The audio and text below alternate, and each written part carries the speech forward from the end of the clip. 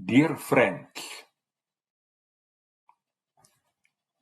it's not enough to say that I'm fully solidary with your struggle, with the Zan Zendegi Azadi protests. It's much more that I want to say. Your struggle has literally, this is not a rhetorical exaggeration, world historical importance, because it serves a lesson also to us in the so-called developed West. We have our own feminism. In its predominant form, it is the so-called politically correct Me Too feminism, where it is clear that it mostly attracts and mobilizes middle class, upper middle class women. It solicits them to assert their specific identity, mostly excluding, opposing men, while your struggle in Iran is precisely a feminist protest which immediately includes also men. Men know well that the oppression of women in Iran also involves their own oppression, that Iranian men will not be really free without the full freedom of women. We, mostly in the West, men in the West, we don't know this. Second thing, the victim was a Kurdish young woman. But again, it's not that now Kurds want identity, their specific way of life. No, it became clear to Iranians that the oppression of Kurds is just a moment of the general political oppression in Iran.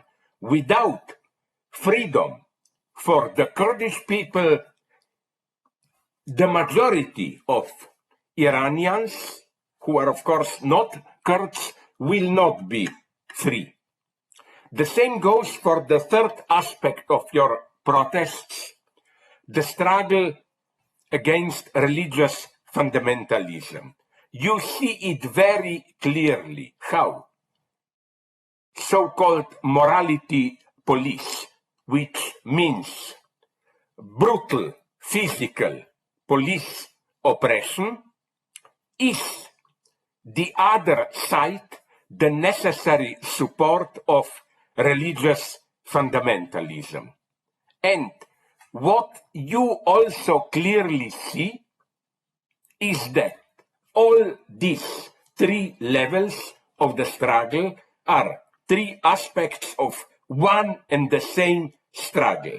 This is what we don't see in the West, and we will have to learn this. It's not that we in the West already live in freedom and we can sympathize with you, giving you the patronizing message that ultimately you just have to catch up with us, with Western liberal democracy. No, Western liberal democracy is today in deep crisis. Anti-feminism, political violence, religious violence are all exploding, and we will have to follow you to organize protests which brings all these different forms of unfreedom, of violence together. So what I especially like about your protests is that all of a sudden, you know, all those cliches about cultural differences, you cannot understand us, we cannot understand you, are all of a sudden obliterated. They disappeared. The moment I learned about your protests, I knew it. I am part of that same struggle. And again, to conclude, what I also learned is that I don't have anything to teach you here. I have to learn from you. That's why I expect a lot from your struggle. Maybe in the short term, police oppression will strangle it. But I'm sure that the underground work of your spirit will continue because you fight for justice and freedom.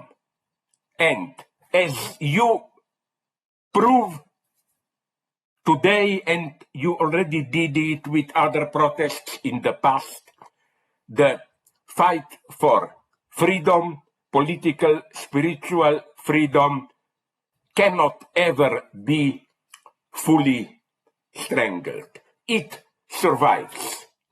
So I wish you all the best, not as an external observer of your struggle, but as, I hope, in some sense, also a participant in it. It's the same struggle, although it has different form in different countries, but it's one and the same struggle. We are part of it. I'm just sad that I am not younger, healthier, because I feel guilty in some naive sense of not being with you there. That's, I think, my duty. So please, go on, don't lose your faith. At the end, even if this will happen after some years, you will win. Thank you.